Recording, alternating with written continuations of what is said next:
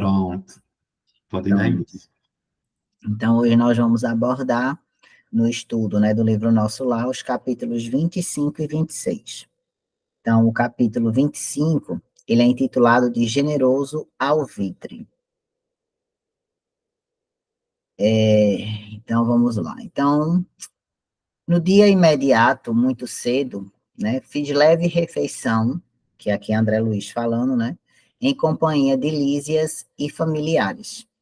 Antes que os filhos se despedissem rumo ao trabalho do auxílio, a senhora Laura encorajou meu espírito hesitante, dizendo bem-humorada: já lhe arranjei companhia para hoje. Nosso amigo Rafael, funcionário da regeneração, passará por aqui a meu pedido. Poderá aceitar-lhe a companhia em direção ao novo ministério. Rafael é antiga relação de nossa família e apresentá-lo-á em meu nome ao ministro Genésio. Não poderia explicar o contentamento que me dominou a alma, porque se a gente lembrar, André Luiz ele já foi procurar, né, trabalho, né, nos ministérios. E lá ele foi ensinado, né, a aguardar. Foi dado inicialmente uma autorização, né, um crachazinho, para ele ir observando, né, mas que o trabalho realmente ainda não era o momento, né, de ser feito, né, porque ele ainda não estava, né, vamos dizer assim, capacitado para o auxílio. E agora, né, Dona Laura, ela traz essa notícia, né, que ela conversou com o Rafael e com o ministro Genésio e foi autorizado, né, André Luiz a ingressar nos ministérios. Então, aí ele fica radiante, né? Agradeci comovido, sem encontrar palavras que definissem meu júbilo, né? Minha alegria. Lísias, por sua vez, demonstrou grande alegria. Abraçou-me efusivamente antes de sair, sensibilizando-me o coração. Ao beijar o filho, a senhora Laura recomendou: você, Lísias, avise ao ministro Clarencio que comparecerei ao expediente logo que entregue nosso amigo aos cuidados de Rafael. Então, agora aqui vai se iniciar um novo momento, né, para André Luiz, aonde ele já deixou, né, os hospitais, né, já passou por aquele período de tratamento, já está em convivência com a família de Lísias, e agora lhe foi autorizado, né, realmente, né, trabalhar, além de observar, né, inicialmente observar, mas ele tendo um ensejo, tendo a possibilidade, ele colocar a mão na massa, né, iniciar o trabalho. Então, resumidamente aqui, né, o nosso capítulo, então, Dona Laura, ela arranjou para André a companhia de Rafael para apresentá-lo, né, em seu nome ao ministro Genésio. Aí ela dá alguma indicação para os seus novos caminhos, né, porque né, a gente percebe que Dona Laura, ela é um espírito, né, um pouco mais evoluído, né, em relação àqueles que estão em nosso lar, tanto que ela, né, já colabora muito com os ministérios. Então, sabedora que André havia pedido trabalho há algum tempo e não fora atendido de pronto, agora conseguiu autorização para visitar os ministérios, porém, aqueles mais ligados fortemente à terra, até pela questão de André Luiz, do ponto de vista, né, vibracional, ainda ter essa conexão maior, né, com a crosta.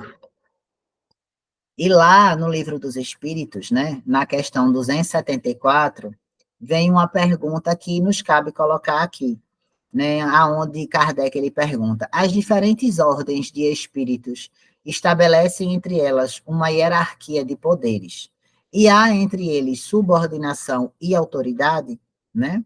Que é o que a gente está vendo aí, né? Inicialmente André Luiz chegou a solicitar, né? Lhe foi negado o trabalho, ele acatou, né?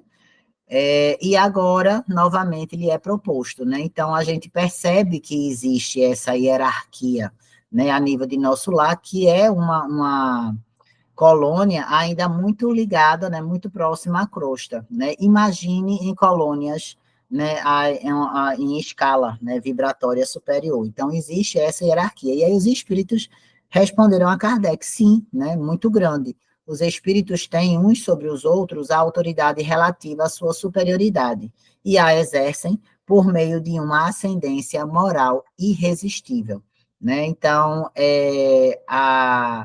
essa ascendência, vamos dizer assim, essa superioridade moral, ela é acatada, né? Como ele fala aqui, de forma irresistível, né? Até por essas questões de magnetismo, né? Que existe de forma mais intensa a nível de plano espiritual.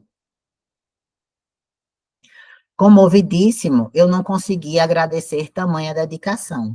Ficando a sós, a desvelada genitora do meu amigo dirigiu-me a palavra carinhosa. Meu irmão, permita-me algumas indicações para os seus novos caminhos. Creio que a colaboração maternal sempre vale alguma coisa, e já que sua mãezinha não reside em nosso lar, reivindico a satisfação de orientá-lo nesse momento. Ou seja, Dona Laura aqui, ela se posiciona, né, como mãe, realmente, de André Luiz.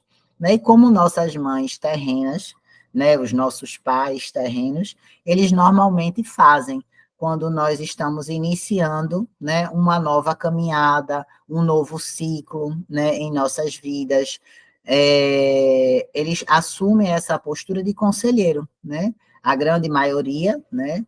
Eles sentam com os filhos, né? E ali eles vão orientar, olha, está começando uma nova fase, um novo momento, né? Então, o ideal é que você se comporte dessa forma, aconselha sobre todos os percalços que possam acontecer, né? E então ela assume ali no plano espiritual essa posição de conselheira, né? De amor maternal que ela tem em relação a André Luiz. E aí ele responde, gratíssimo, né? Respondi sensibilizado. Nunca saberei traduzir meu reconhecimento à sua atenção. Sorriu a bondosa senhora, acrescentando. Estou informada de que pediu trabalho há algum tempo. E aí ele, sim, sim. Esclareci, relembrando as elucidações de Clarencio. Sei igualmente que não obteve de pronto, recebendo mais tarde a necessária autorização para visitar os ministérios que nos ligam mais fortemente à Terra. Então, sempre obedecendo a essa hierarquia vibratória, né? Então, André Luiz, um chegado, vamos dizer assim, ainda muito conectado com a crosta, então ele pode trabalhar nesses ministérios que também estão mais conectados com a crosta terrestre. Então, nós vemos nessa passagem aí, né, a atuação de Laura como uma mãe, como eu disse, que aconselha, que orienta, e aí nos traz, né, aqui para o plano material, para o plano de encarnados, aí muitas vezes, né, a posição que nós devemos assumir, né, de acolher, de aconselhar, não só nossos filhos, mas nossos amigos e todos aqueles que nos procuram, né? Aí termos essa postura de acolhimento, né, essa postura de conselheiros, de orientadores, não querendo ser mais do que eles, mas estando no mesmo nível e muitas vezes já tendo passado por algumas situações que nos chegam, a gente consegue aconselhar, né, de forma fraternal. Então, aí eu trago essas perguntas, né? Como nós estamos agindo com aqueles que nos procuram, né, a ajuda? Estamos sabendo aconselhar? Será que a gente realmente acolhe, né, esse irmão que nos chega? Como agimos também com os nossos filhos? Aconselhamos e conversamos com eles quando se estão encaminhando para uma nova etapa da vida?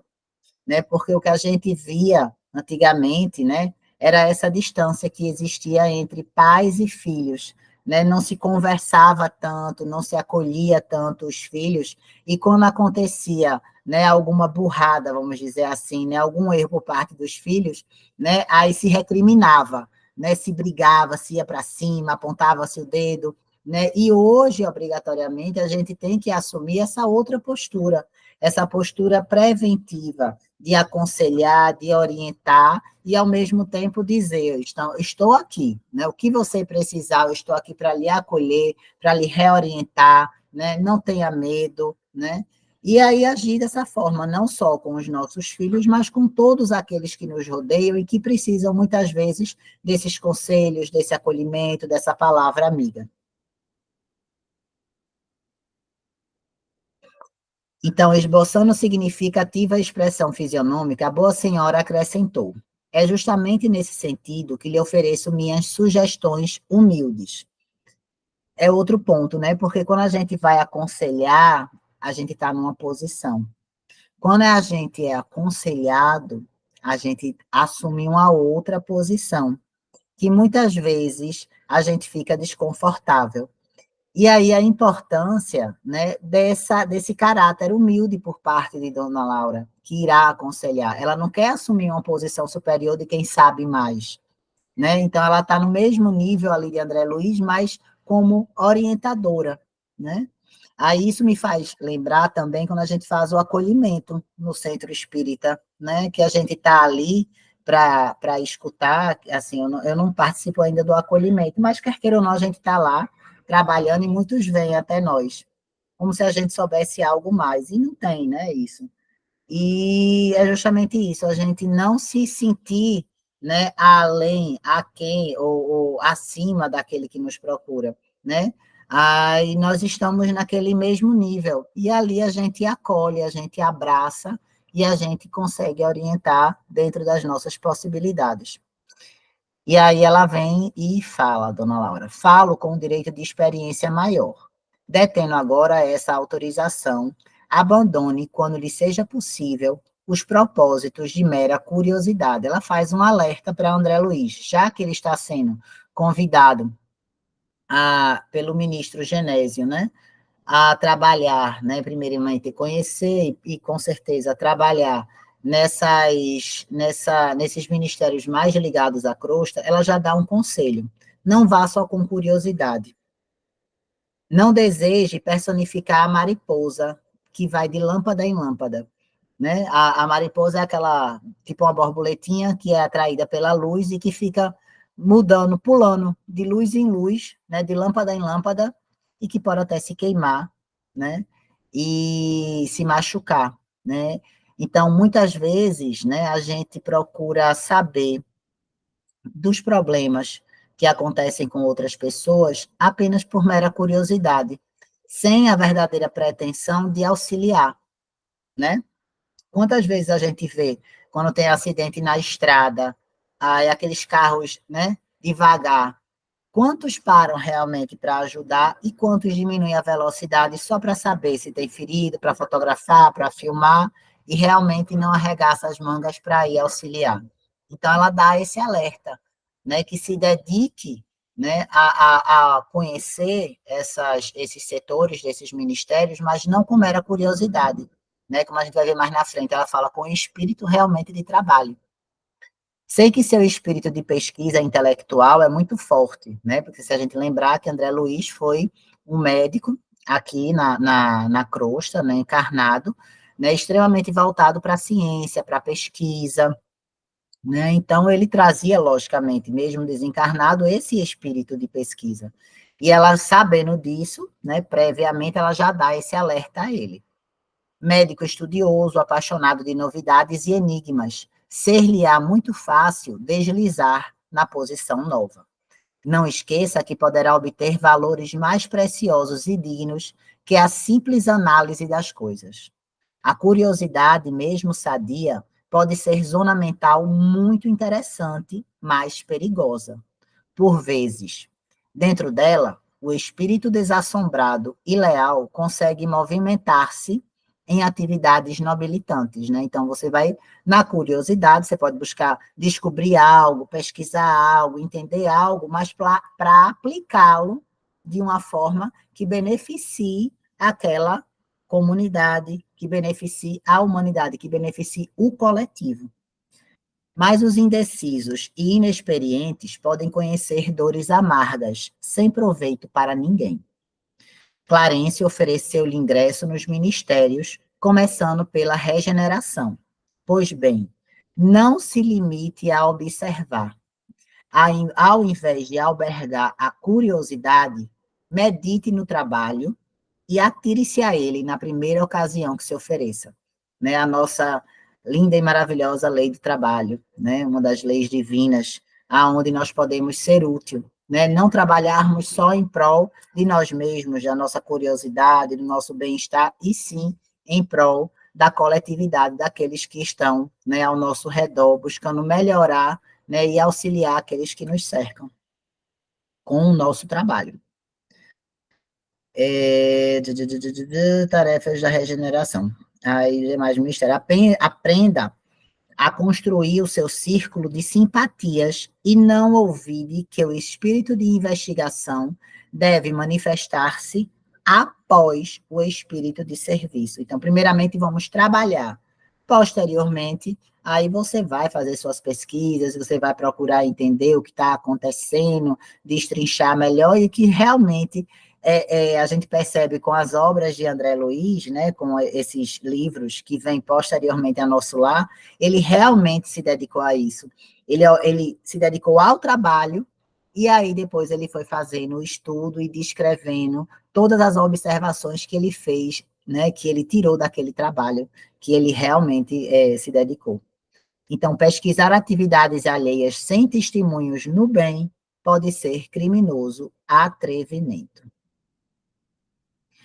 Então, eu trago novamente aqui o Livro dos Espíritos, na questão 275, aí é onde Kardec pergunta: o poder e o respeito que um homem usufruiu na Terra dão-lhe alguma supremacia no mundo dos espíritos? Porque a gente vê André Luiz, um médico famoso, conhecido, dedicado à pesquisa aqui no Brasil, né? E quando ele chega lá, de imediato já lhe é negado o trabalho, né? E ele começa, né, de baixo, ele começa pelas câmaras de regeneração, pelo Ministério da Regeneração, né, mais especificamente nas câmaras de regeneração, que são aqueles espíritos recém-resgatados do umbral.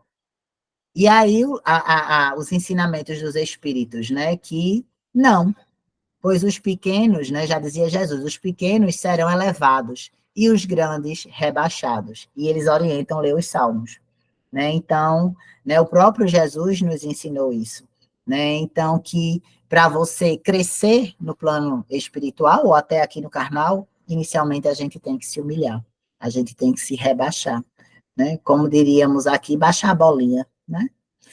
E aí continua na questão 275A do Livro dos Espíritos. Então, como devemos entender essa elevação e esse rebaixamento?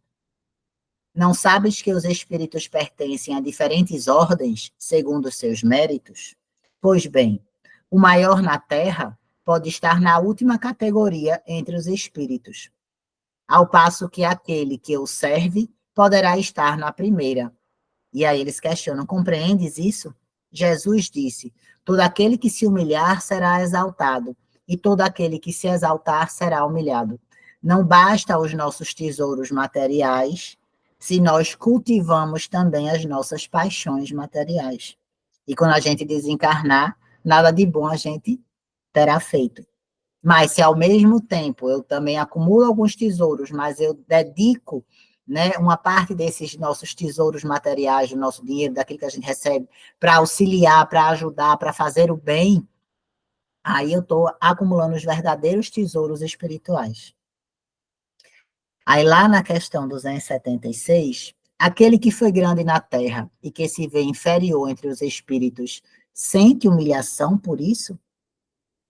Aí eles respondem: humilhação quase sempre enorme, sobretudo se era orgulhoso e invejoso. Então, se a gente carrega com nós, né, o orgulho, a inveja, a gente não começa a trabalhar isso aqui ainda enquanto encarnados, né, logicamente a gente não vai entender quando a gente chegar no plano espiritual, que, como tem até uma passagem acho que é do Evangelho, né, onde uma rainha aqui no plano material, quando desencarna, ela, né, transmite uma mensagem mostrando justamente isso, que lá nada ela era, né, porque não soube cultivar justamente aquele maior tesouro, que são os tesouros que estão em nosso coração. Então, isso aqui serve de reflexão para a gente refletir que tipo de tesouro a gente está acumulando aqui enquanto encarnados. E aí eu trouxe do dicionário Aurélio: humildade é ausência completa de orgulho, né? E lá no Evangelho segundo o Espiritismo fala, né? O orgulho é uma das piores ervas daninhas que existem, né? Dentro de nós, que nós poderíamos cultivar, né? Então, o amor próprio exagerado, altivez, soberba, tudo isso aí é definido como orgulho. E no livro Depois da Morte, no capítulo 45, né, que fala de orgulho, riqueza, pobreza, de Leon Denis, ele fala: o homem simples, humilde de coração, rico em qualidades morais, chegará mais depressa à verdade, apesar da possível inferioridade de suas faculdades, do que o presunçoso, vaidoso de sua ciência terrestre, revoltado contra a lei que o rebaixa e destrói o seu prestígio. Então, a gente viu que André Luiz, quando ele chegou, né, ele ainda chegou com um certo orgulho, né, ainda com uma certa altivez, né, mas que posteriormente, né, isso foi sendo trabalhado, né, e ele agora já começa a ter o entendimento da necessidade, né, de desenvolver a humildade. E principalmente através do exemplo de todos aqueles que ele começou a conhecer aí em nosso lar. E aí o capítulo continua. Muitos fracassos nas edificações do mundo originam-se de semelhante anomalia. Todos querem observar, raros se dispõem a realizar. Todo mundo quer pesquisar, todo mundo quer, né, fazer várias teorias, mas se dispor a realizar, a trabalhar, né, a colocar a mão na massa, aí traz novamente lá para o centro. É muito legal, né, todo mundo querer fazer palestra, né, aí falar bonito, mas colocar a mão na massa, de fazer as ações sociais, preparar a marmita, de auxiliar, de acolher, né, é mais complexo, né? Então, somente o trabalho digno confere ao espírito o merecimento indispensável a quaisquer direitos novos. O Ministério da Regeneração está repleto de lutas pesadas, localizando-se ali a região mais baixa de nossa colônia espiritual. Saem de lá todas as turmas destinadas aos serviços mais árduos. Não se considere, porém, humilhado por atender às tarefas humildes. Lembro-lhe que em todas as nossas esferas, desde o planeta até os núcleos mais elevados das zonas superiores, e nos referindo à Terra, né? Imagine em outros planetas, né, que não sejam mais de provas e expiações, o maior trabalhador é o próprio Cristo, e que ele não desdenhou o serrote pesado de uma carpintaria. Então, o maior exemplo de humildade para nós aqui na Terra, né, é o próprio Mestre Jesus, né, como governador planetário, né, vem, encarna, e encarna como um carpinteiro, pobre, né, filho de carpinteiro, né, pobre, lá no meio lá da Judéia, né, numa cidade, Nazaré, que é onde todo mundo, né, desdenhava quem vinha de lá, né? Mas ele veio e trouxe todos esses ensinamentos, né?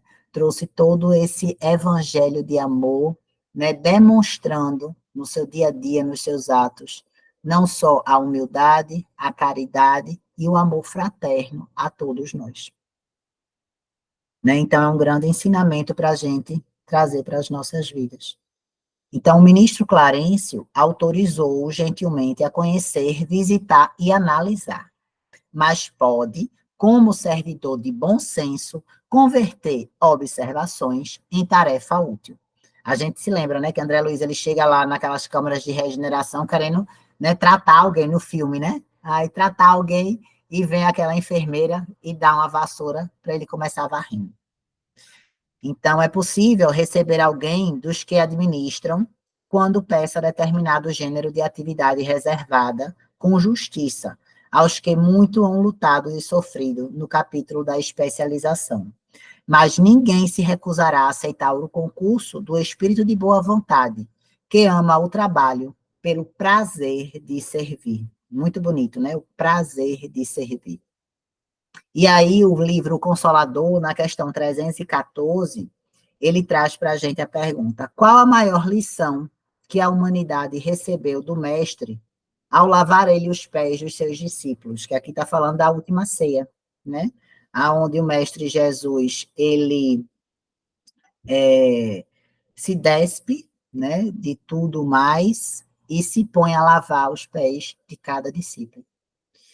E aí a resposta vem: entregando-se a esse ato, queria o Divino Mestre testemunhar às criaturas humanas a suprema lição da humildade, demonstrando ainda uma vez que, na coletividade cristã, o maior para Deus seria sempre aquele que se fizesse o menor de todos. Né? E exemplificou para os seus apóstolos, naquele momento em que ele já sabia o que iria acontecer e que ele iria, né, terminar, né, na crucificação.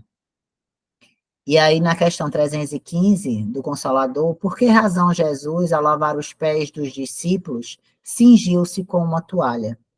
O Cristo, que não desdenhou a energia fraternal dos erros da criatura humana, afirmando-se como o Filho de Deus nos divinos fundamentos da verdade, quis proceder desse modo para revelar-se o escravo pelo amor à humanidade, a qual vinha trazer a luz da vida na abnegação e no sacrifício supremo. Né? O escravo pelo amor à humanidade. Né? Isso mostra o quanto, né, Jesus nos ama, né? O quanto somos amados até hoje, né? Então, ele exemplifica aí a humildade. E aqui eu trouxe essa passagem aqui do livro Perante Jesus, também psicografado por Chico Xavier, né, Francisco Cândido Xavier, aí pelo Espírito Emmanuel, né, onde fala da remuneração espiritual. O lavrador que trabalha deve ser o primeiro a gozar dos frutos. Paulo, né, a 2 Timóteo 2,6. Então, além do salário amoedado, o trabalho se faz invariavelmente seguido de remuneração espiritual respectiva, da qual, que aqui está falando até do nosso trabalho, aqui enquanto encarnados, né? Além de nós recebermos aquilo que a gente faz de bem com o nosso trabalho para o próximo, né? A gente recebe de remuneração espiritual, da qual salientamos alguns dos itens mais significativos. Acende a luz da experiência, ensina-nos a conhecer as dificuldades e problemas do próximo, induzindo-nos, por isso mesmo, a respeitá-lo.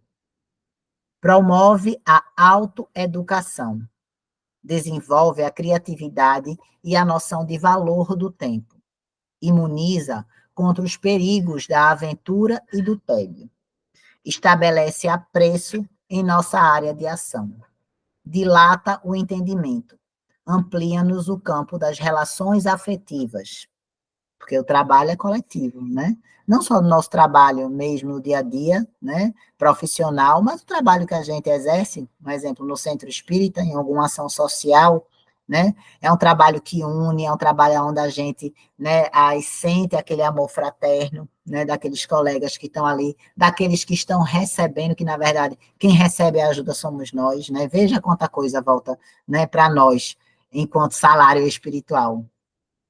Atrai simpatia e colaboração, extingue pouco e pouco as tendências inferiores que ainda estejamos trazendo de existências passadas.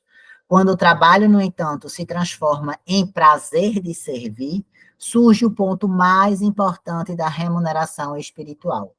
Toda vez que a justiça divina nos procura no endereço exato para a execução das sentenças que lavramos contra nós próprios, porque nós somos herdeiros de nós mesmos, nós só colhemos aquilo que plantamos, e aí na hora do ajuste das contas, vamos dizer assim, né?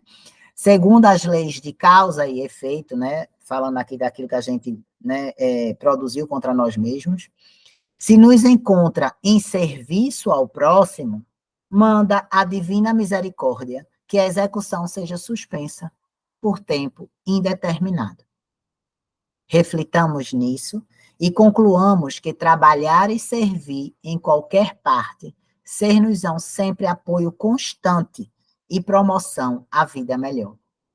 Né? Então, eu achei linda essa reflexão aqui, né, dessa parte desse livro, porque mostra a importância do servir, né, do servir com amor, do servir de coração, não só pensando nos bônus horas, mas o servir, né, por auxiliar, né, por sentir esse verdadeiro amor que nos move em direção ao auxílio do nosso próximo. Né? Veja quantas, né, coisas boas, né, vão ser acumuladas a favor de nós, né? E aí, continuando o capítulo, meus olhos estavam úmidos. Aquelas palavras, pronunciadas com meiguice maternal, caíam-me no coração como bálsamo precioso. Né? Então, André Luiz, ele teve também a humildade de receber tudo aquilo que Dona Laura trouxe para ele, né, de orientação. Poucas vezes sentira na vida tanto interesse fraternal pela minha sorte. Semelhante conselho calava-me no fundo d'alma, e como se desejasse temperar com amor os criteriosos conceitos, a senhora Laura acrescentou com inflexão carinhosa: a ciência de recomeçar é das mais nobres que nosso espírito pode aprender. São muitos raros os que a compreendem nas esferas da crosta. E é verdade. Quando a gente está acostumado a fazer algo ou tem uma determinada posição, e quando a gente, por algum motivo, a gente perde essa posição e a gente tem que ir para uma posição inferior, né? O orgulho, ele borbulha, né, dentro de nós, e a gente fica meio que incomodado.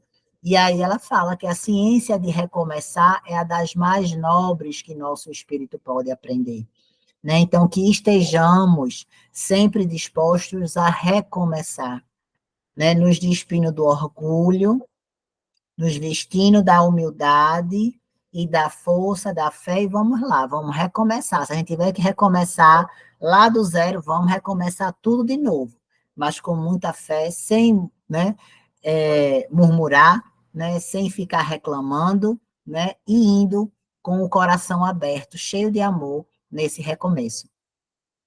Então, temos escassos exemplos humanos nesse sentido.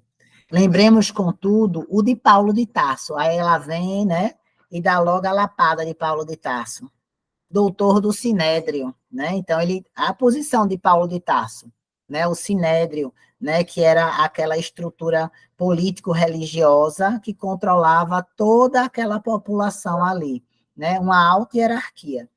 Esperança de uma raça, pela cultura e pela mocidade, alvo de geral atenção em Jerusalém, que voltou um dia ao deserto para recomeçar a experiência humana como tecelão rústico e pobre. Abriu mão de tudo em prol, né, de uma, não era um ideal, mas de uma certeza, que era a certeza, né, de todos aqueles ensinamentos, né, do Cristo, e se dispôs a abrir mão de tudo, se dedicar, né, a ser tecelão, pobre, e aí viver viajando, espalhando, né, a boa nova, né, aquelas várias comunidades a qual ele visitava. Né? Então, o exemplo que Dona Laura traz e traz para nós, né, que sejamos, né, como Paulo de Tarso, né, que tenhamos essa disposição dele de levar, né, a palavra do Cristo, né, aonde a gente tiver, sem força, mas através do exemplo, né, do nosso melhoramento, né, de tudo aquilo que a gente está produzindo de bom em nós e aonde nós estamos, né, e esse exemplo ele vai falar mais alto do que qualquer coisa. Então, não pude mais. Tomei-lhe as mãos como filho agradecido e cobri-as do pranto jubiloso que me inundava o coração. E aí o Evangelho segundo o Espiritismo, no capítulo 7, item 6, ele traz: bem-aventurados os pobres de espírito, pois é deles o reino dos céus, né? Que está no Evangelho de Mateus, capítulo 5, versículo 3. Por pobres de espírito, Jesus não entende os homens desprovidos de inteligência, mas os humildes. Ele diz que o reino dos céus é deles e não dos orgulhosos. Ninguém nele é admitido sem as simplicidades de coração e a humildade de espírito. E ainda, no Evangelho, no capítulo 7, item 11, a humildade é uma virtude muito esquecida entre vós, ou seja, entre nós encarnados aqui, entre espíritos que ainda estamos em evolução. Os grandes exemplos que vos foram dados, poucos são seguidos. E, no entanto, podeis ser caridoso para vosso próximo, sem a humildade? Oh, não, pois esse sentimento nivela os homens. Diz-lhe que são irmãos, que devem se ajudar entre si e conduzirem-se ao bem. Relembrai aquele que vos salva. Relembrai sua humildade, que o fez tão superior e o pôs acima de todos os profetas. Essa mensagem foi passada por Lacordaire, Constantin, 1863. Então, ele fala aqui do Cristo, né, o nosso exemplo, o nosso caminho, né, a ser seguido, né, que tomemos ele como o nosso guia, né, e vamos trabalhar esse processo aqui de humildade, né, no nosso ser. E aí a genitora de Lísias, agora de olhos fixos no horizonte, murmurou: muito grata, meu irmão. Creio que você não veio a esta casa atendendo ao mecanismo da casualidade. A gente sabe que para Deus, seja no plano material, no plano espiritual, o acaso não existe. Estamos todos entrelaçados em teia de amizade secular. Ela já deu a diquinha aí, né? Da amizade secular, ou seja, ela já conhece André Luiz, ó, como diríamos nós, de outros carnavais. Brevemente voltarei ao círculo da carne. Entretanto, continuaremos sempre unidos pelo coração. Espero vê-lo animado e feliz antes de minha partida. Faça desta casa a sua habitação, trabalhe e anime-se confiando em Deus.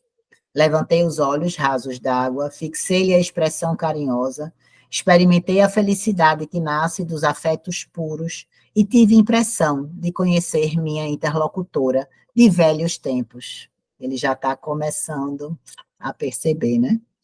Embora tentasse, debalde, identificar-lhe o carinho nas reminiscências mais distantes. Quis beijá-la muitas vezes com o enternecimento filial do coração, mas nesse instante alguém bateu à porta. Fitou-me a senhora Laura, mostrando indefinível ternura materna, e falou: é Rafael que vem buscá-lo. Vá, meu amigo, pensando em Jesus. Trabalhe para o bem dos outros, para que possas encontrar seu próprio bem. E que nós possamos trabalhar para o bem daqueles que estão, né, ao nosso redor, para que a gente possa construir o nosso próprio bem. E era isso. E agora vamos com Jean, dar continuidade com o capítulo 26. E eu não sei onde é que eu paro de compartilhar.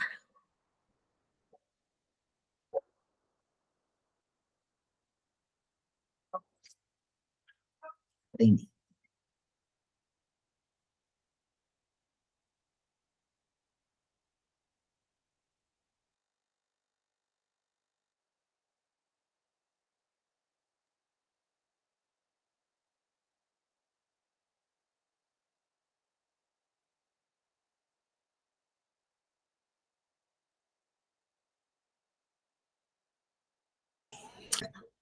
Boa noite, pessoal. Vamos dar continuidade ao estudo.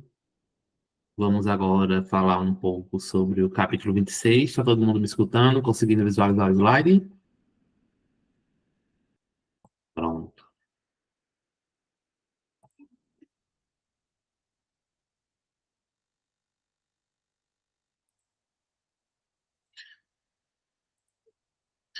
Então, dando continuidade, o capítulo 26, né? André Luiz vai falar sobre as novas perspectivas que ele está tendo na sua estadia nessa colônia e que a cada aprendizado que ele nos traz, em cada capítulo, é algo que eu creio que todos nós podemos levar para a nossa caminhada. A estadia aqui na Terra, ela não se baseia apenas em ser da Terra, né? Nós temos que nos enxergarmos como seres espirituais que somos e nos melhorar pouco a pouco nesse processo. Então, antes de falar devidamente sobre a história, né, desse pequeno capítulo, ele não é um capítulo muito extenso, só são de 2 páginas e meia. E antes de nós adentrarmos o assunto, eu trouxe uma reflexão. Será que estamos nos abrindo para perspectivas da nossa vida? Quando uma pessoa está sem perspectiva de vida, pode ser um sinal que existe algo que está impedido de sonhar, a traçar planos e se dedicar para realizá-los. Na grande maioria dos casos, esse impedimento vem da própria mente. André Luiz, ele fala bastante, né, nesses capítulos anteriores, sobre o poder mental que nós seres humanos temos e somos nós os mesmos causadores de toda a perturbação que nós temos, né? Sendo ela física, sendo ela espiritual, tudo nasce através do nosso pensamento. O lado bom de tudo isso é que sempre é tempo de se abrir para uma nova perspectiva e enxergar o potencial fantástico que possui de agir e alcançar o que deseja. Pense bem, quando você chegou ao mundo, não sabia fazer nada do que sabe hoje. E mesmo assim aprendeu, como todo mundo. Então, por que se estagnar agora por achar que não será capaz? Lembre-se que existe algo que ninguém pode fazer no seu lugar, a sua parte. Por isso, se deseja construir um futuro de sucesso e realizações, comece agora, agindo, se dedicando, se permitindo. E o principal, acreditando em si mesmo. Então, estamos vendo aí nos capítulos anteriores todo o suporte que André Luiz está tendo, né? Desde a sua chegada, foi recebido, foi acolhido, foi tratado, está sendo instruído a todo momento. Mas a todo momento os espíritos falam que a mudança que ele deseja e ele quer depende apenas dele se conhecer nesse processo, dele ver que há necessidade de mudança de pensamento, de vibração, para que as coisas comecem a caminhar. E acompanhando esses capítulos, estamos vendo que essa caminhada ela tem se desenvolvido pouco a pouco. No capítulo anterior, ele já recebeu o convite. Nesse, nós vamos falar um pouco sobre o seu preparo desse convite, que ele já vai pedindo suporte, vai fazendo as suas orações, e ele também vai se enxergando mais ainda dentro do processo. Apesar do convite, né, que ele recebeu, ele não se deixou, como no início, né, por ele achar que era médico, ele chegou, ele achava que ele já iria ali a fazer os atendimentos que ele fazia na Terra, mas tudo era necessário um preparo. Então, ele foi passando por esse preparo, ele foi se esclarecendo, e hoje não, nesse capítulo, ele já recebe essa oportunidade de servir ao próximo, que creio que seja uma meta não só para o André Luiz, mas para todos nós que estamos encarnados, nós não estamos aqui de passagem. Jesus nos fala em viver em fraternidade. E viver em fraternidade não é só dentro da minha casa, entre familiares, né, entre amigos. Viver em fraternidade, como Jesus nos propõe, é de forma universal, é o mundo. Então, que nós possamos abraçar o mundo com amor e com paz. E vamos assim dar início.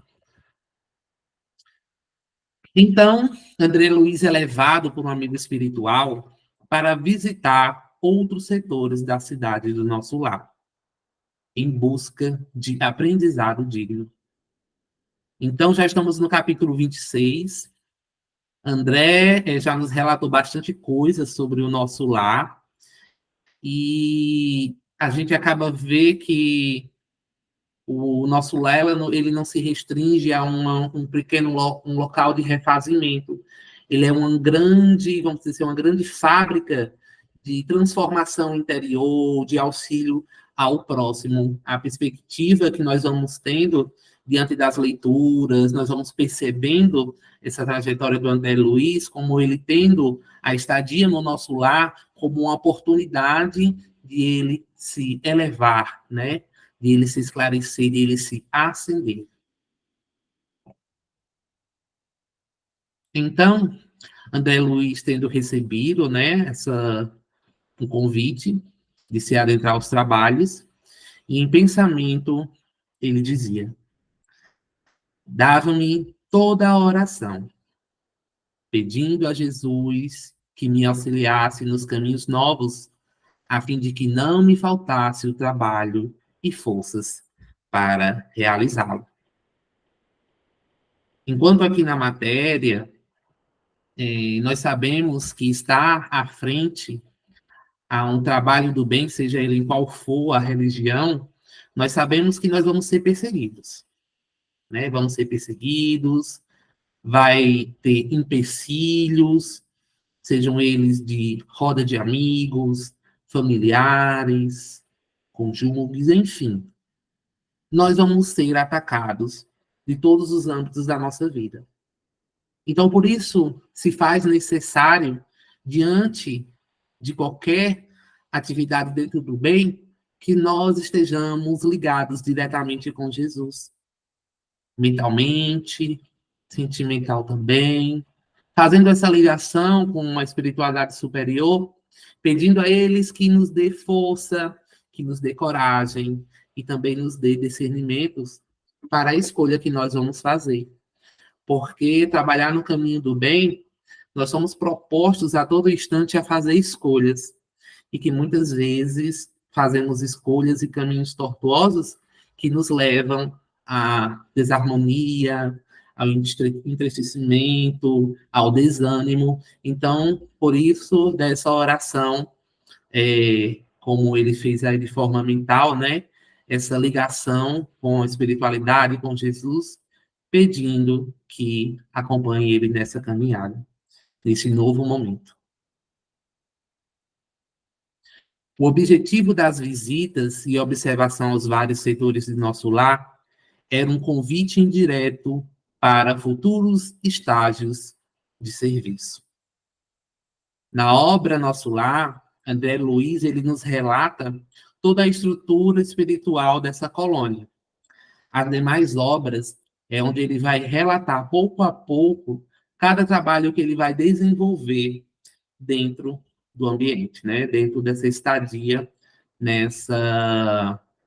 no nosso lar. Então, André Luiz assinalava com muita humildade. Noto, porém, que somente venho recebendo benefícios sem nada para se produzir de útil.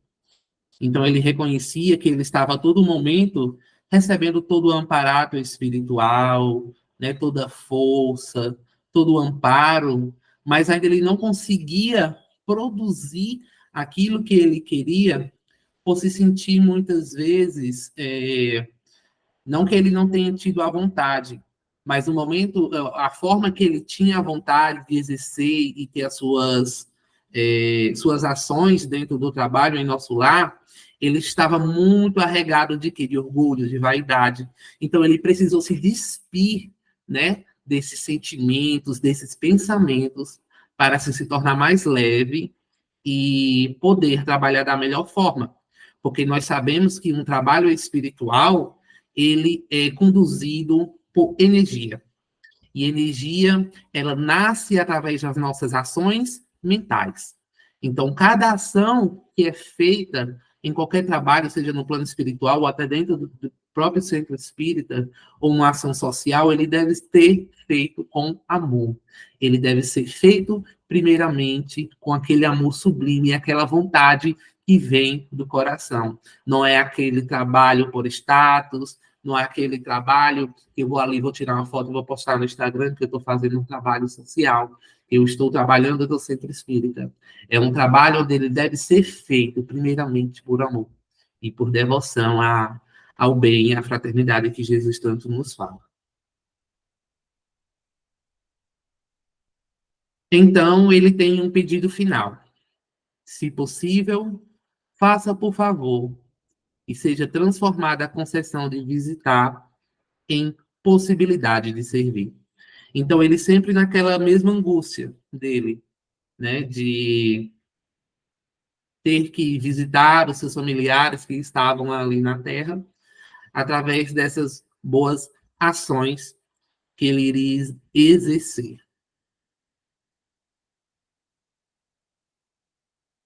Então, ele, nesse momento muito reflexivo, diante de tudo que já foi proposto a ele nos traz umas reflexões tardias, que são as seguintes: é necessário regenerar os próprios valores.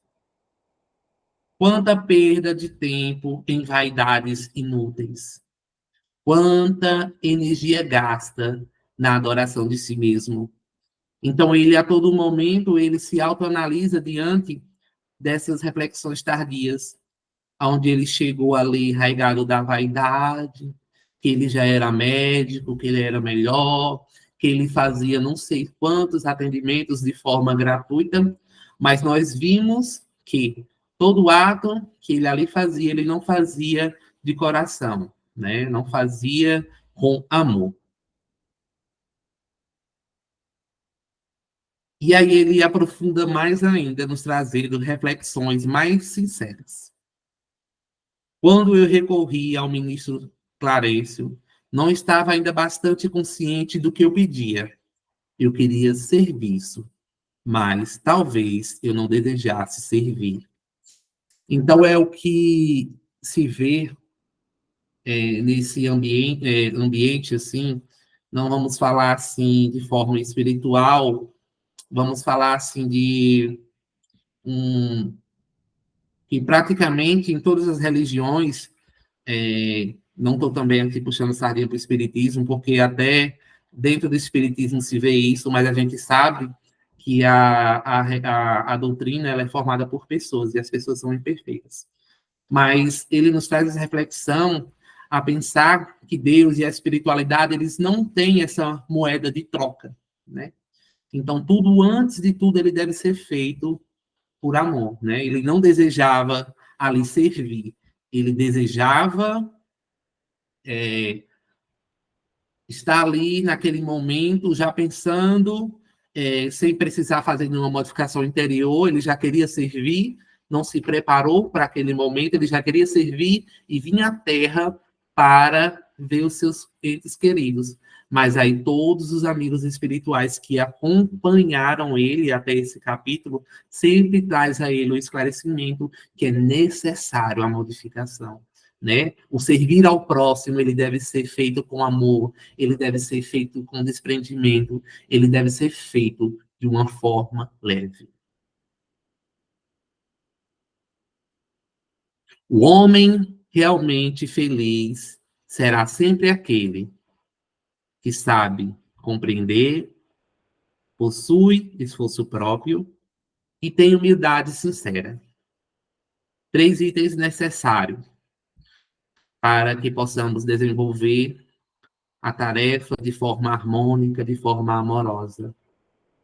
Nós temos que ser compreensivos para consigo mesmo e para com o próximo, principalmente. Precisamos nos esforçar para sermos melhores a cada dia e ter humildade sincera. Então, tudo isso, ela se engloba dentro da reforma íntima que nós tantos falamos, né? Nas preleções, nas escolas e aprendizes do Evangelho. Essa necessidade de nos conhecermos, de saber qual é o meu homem interior, né? Quem é a pessoa que está dentro de mim.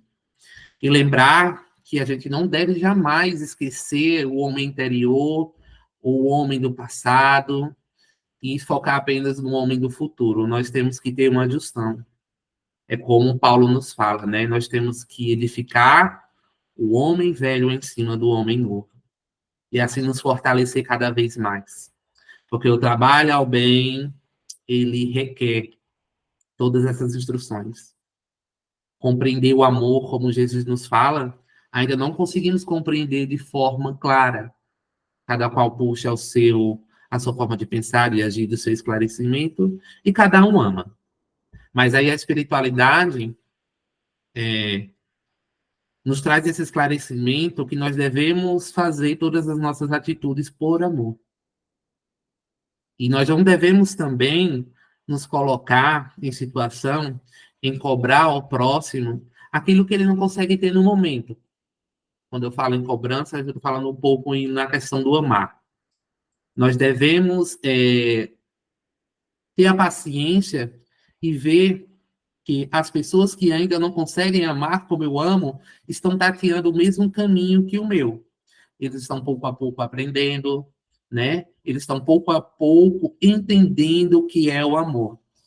Então é dessa forma que nós passamos a compreender aqueles que estão na mesma caminhada conosco. Então André Luiz, ele é levado, né, a conhecer as câmeras retificadoras. No filme, ele já mostra o André Luiz no início do filme, bem já no início, ele já adentrando, essa imagem que eu trouxe aqui no slide, ele é do filme. Já mostra a primeira vez que ele adentrou as câmeras e lá, né, tentou agir como médico, não soube manipular as energias de forma correta, se sentiu mal e voltou ao quarto onde ele estava sendo assistido. Então, no caminho, Tobias mostra a André Luiz a existência de grandes fábricas em nosso lar, destinadas à preparação de sucos nutritivos, tecidos e artefatos em geral, onde cerca de 100 mil pessoas se regeneram e se iluminam ao mesmo tempo. Então a gente vê que lá a espiritualidade não há inércia. A todo momento a espiritualidade está trabalhando, né? Não existe o tirar férias ao chegar no plano espiritual. Um amigo espiritual já me falou dessa forma. Em pensamento eu sempre estava, ai meu Deus, eu faço demais, eu trabalho demais. E aí ele me disse, meu filho, você pensa que você trabalha demais. Mas deixa você vir para o lado de cá para você ver realmente o que é trabalho. E foram com essas palavras, e eu levo isso, ficou gravado, né? Esse ensinamento ficou gravado. Então aqui nós sempre achamos que estamos fazendo mais. Mas ao chegar lá no plano espiritual, nós vimos que o tanto que nós fizemos aqui, muitas vezes não foram nada. Então, o que são essas câmeras retificadoras? Elas ficam no subsolo de um edifício hospitalar. Elas se localizam nas vizinhanças do umbral. Lá há pouca luminosidade no ambiente e a atmosfera ali era pesada. Então, André Luiz, ao adentrar esse ambiente, ele começou a perceber muitas vozes, muitas pessoas gritando com dor, pedindo para serem assim ali auxiliados de forma rápida. E toda essa questão de dor e sofrimento causa um ambiente mais denso, assim podemos dizer. E por ser um local onde há um grande recebimento das pessoas que chegam a ser assistidas por essa colônia, ele fica num lugar mais escuro, onde não há tanta luminosidade, porque até para os recém-chegados, a grande luminosidade do sol causa um pouco de... a palavra que eu quero usar, esqueci a palavra. Incômodo, causa um pouco de incômodo. Então, por isso, é um local, né, que com a luminosidade baixa. Então, André Luiz ali já adentra, observa todo o ambiente, já sente, né, a mudança espiritual do ambiente, das vibrações. E o termo de câmara de retificação é utilizado para designar um local da cidade de nosso lar onde são feitos tratamentos para recuperação dos desvios do corpo espiritual, bem como para esgotarem-se os resíduos mentais tóxicos não totalmente eliminados pela passagem do desencarnado pelo ambiente do umbral. Então, as câmeras de retificação é o local onde eles recebem todos aqueles que eles desencarnam, né? Muitos passam pela questão, vão lá para o umbral, e de lá eles são direcionados, essas câmeras, para ali fazer uma reabilitação, né? Desses espíritos, para que assim eles se sintam pouco a pouco fortalecidos e se recuperem e passem por todo aquele processo que o André Luiz passou no início da sua chegada ao nosso lar.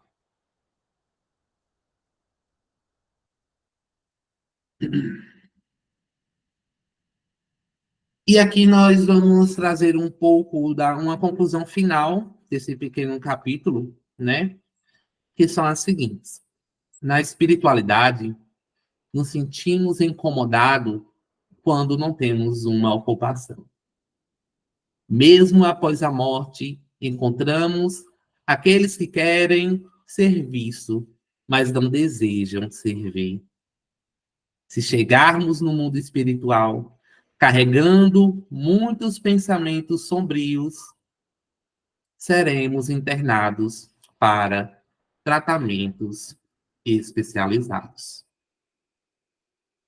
Então, há aquele ditado, né? O trabalho sempre chega quando a pessoa está preparada para o trabalho. Você pode ter a certeza que a espiritualidade ela nos dará a oportunidade de servir, seja no plano físico, seja no plano espiritual. Então, sempre estamos nessa indagação, e nós vemos muito isso dentro do centro espírita, quando nós pedimos a algum colaborador, aluno, que faça determinada atividade dentro da casa. E a primeira resposta que todos dão, eu já dei também, essa resposta é falar, eu não estou preparado. Mas vocês têm uma certeza que o nosso preparo, ele também deve ser feito aqui no plano material, através de estudo, através de esforços, mas que também somos preparados no plano espiritual. E tenha certeza que esses convites, quando chegam, é de boa valia, porque é necessário para o nosso espírito. Da mesma forma, do plano espiritual, nós não estamos aqui a passeio. Nós vamos estar a todo momento lidando com os nossos defeitos, lidando com as pessoas que são necessárias e situações para a nossa transformação interior. Então, que a gente possa levar, né, para essa noite essa reflexão, que é de se melhorar constantemente, que é aceitar com humildade esses convites que a espiritualidade nos traz, para assim nos transformarmos e nos melhorarmos. E assim, consequentemente, todo mundo entrando nesse grande círculo, nós, pouco a pouco, mudarmos o mundo. E assim, até chegarmos lá, né, na nova faixa de vibração de um planeta feliz, né, fazendo a transformação realmente que nos cabe, de nos melhorarmos e sermos fraternos uns aos outros. E para fechar a reflexão, eu trouxe um trechinho de um vídeo de Haroldo, que ele nos traz a reflexão a tudo que foi abordado nesses 2 capítulos. E eu vou botar aqui agora, e vocês só me informam se está saindo com áudio aí o vídeo para vocês, tá bom? Vocês podem botar um joinha aqui na tela, que eu estou aqui no outro aparelho, e eu vejo se está tudo ok. Vou dar o play agora. No capítulo Sede Perfeitos do Evangelho segundo o Espiritismo compreendido, mas sobretudo bem sentido, sentimento, é capaz de transformar o indivíduo e transformar toda a sociedade. Um novo mundo de hábitos, de costumes decorrerão dessa certeza. Os problemas vão embora? Não, parece que eles ficam maiores, porque agora você está mais preparado. As dificuldades vão embora? Não, por quê? Seria estranho um aluno esperar que a escola eliminasse as provas. Nós estamos em aprendizado, longe ainda da assimilação completa. Teremos que passar por muitas provas. Nosso passado não é um passado assim, muito bento. Portanto, teremos que operar renovações e reparações necessárias. Muita gente sofreu por nossa responsabilidade. É natural que agora nós tenhamos que reconstruir, refazer, recompor. Mas tudo muda quando você passa a compreender um Deus que não tem forma humana, que está permanentemente presente. Quando você passa a se compreender como alguém indestrutível e imortal. Nessa hora,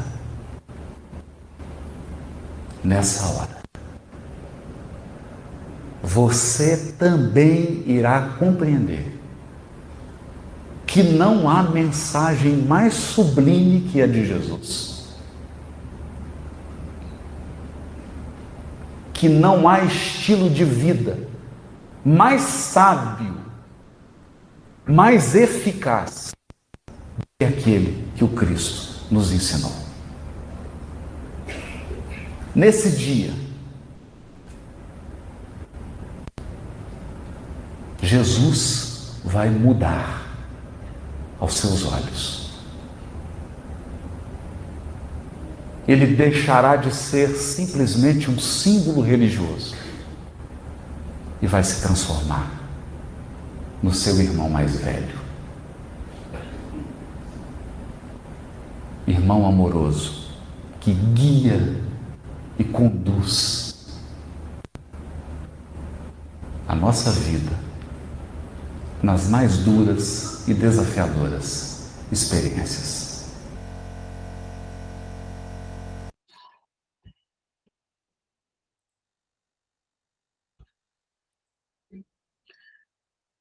Então, essa foi a nossa explanação de hoje, de grande ensinamento, né?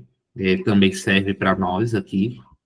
E a gente percebe que o estudo não se faz somente aqui na parte, né, física. Quando chegamos lá no plano espiritual, vamos estudar mais e mais, vamos vivenciar mais e mais situações para que possamos nos melhorar. A vida é sobre isso, seja ela no plano físico e no espiritual. Já o físico é algo passageiro, o espiritual é algo eterno. Então, o que é que nós estamos plantando no nosso caminho, né? Eterno. O que estamos plantando? Boas ações. Jesus nos propõe grande ensinamento em todas as suas passagens diante dos seus ensinamentos. Em todos ele só nos fala, ama. Conseguimos amar? Não, não conseguimos, porque no primeiro pisão que nós recebemos ali no nosso calo, aí vem todo o desmoronamento. Mas aí a espiritualidade, Deus, Jesus, eles não esperam perfeição. Eles querem progresso contínuo, né? Um melhoramento contínuo. Para quem sabe aí, daqui a uns milênios, estejamos nesse mesmo patamar aí de não espíritos superiores, mas espíritos melhores. A nossa estadia na Terra fala sobre isso, é sobre sermos melhores para consigo mesmo, para com o próximo, e assim transformamos o mundo. Alguma dúvida? Pergunta?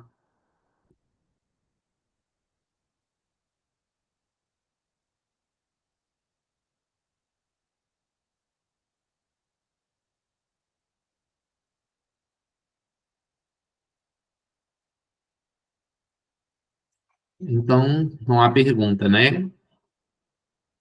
Teve alguma pergunta, Berg, no bate-papo? Que eu vi que teve mensagens aí. Não cheguei a acompanhar. Teve uma de Cleves, aí ele está muito apressadinho. Então, ele diz assim: já vimos aqui, né, em aulas anteriores que os 6 ministérios do nosso lar são a regeneração, do auxílio, comunicação, do esclarecimento, da elevação e da união divina. E dentre os mais próximos ao mundo material, em quais André Luiz poderia vir a trabalhar e em qual ele realmente ficou. Aí ele mesmo coloca, né, que acho que eu estou querendo spoiler. Então, tenha calma, tudo no seu tempo. Então é isso, gente. Vamos fazer a nossa prece final, que é com Vanessinha. Próxima segunda-feira, que é os capítulos de número. Peraí. Capítulos de número 27 e 28, que é o trabalho, enfim, é quando ele realmente, né, nesses capítulos, ele teve a oportunidade já de, vamos dizer assim, como se fosse observar, né, como acontecem os trabalhos. E o outro capítulo é em serviço. Vão ser explanados por Marcelo e Isa. Então, já estão todos convidados para a próxima segunda estarmos aqui no mesmo horário. Vanessinha, é com você.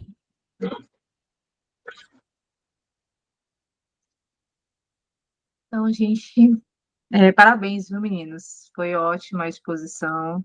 Acho que ficou bastante coisa aí para a gente pensar na noite de hoje e ao longo da nossa semana também. É a oportunidade de aprendizado, né? Todos os dias, hoje a gente tem uma informação nova, vamos aprender com ela, refletir sobre, e aí usar isso como ferramenta para a gente se melhorando. Então, foi muito boa a explicação de vocês, a explanação. Parabéns. E para a gente finalizar, eu convido vocês a fecharem os olhos, a buscar se manter conectado com esse momento onde nós estávamos falando de aprendizado, aprendizado de irmãos que, como André Luiz, que passaram por aqui, assim como nós, vai descobrindo aos poucos o quanto que precisa melhorar, o quanto que precisa se fortalecer, mas que essa descoberta do irmão só se deu quando estava no plano espiritual. E então vamos pedindo ao nosso Mestre Jesus que nos dê a sabedoria, que nos envolva em muita paz e muita luz, trazendo para a gente hoje, através dos seus ensinamentos, da oportunidade que nós temos da doutrina, de que possamos aproveitar todas essas comunicações que se dão, para que a gente busque esse melhoramento enquanto aqui estamos encarnados. Sabemos o quanto é difícil, mas também sabemos o quanto é possível. O Evangelho do Cristo vem como sendo uma bússola para que possamos nos guiar.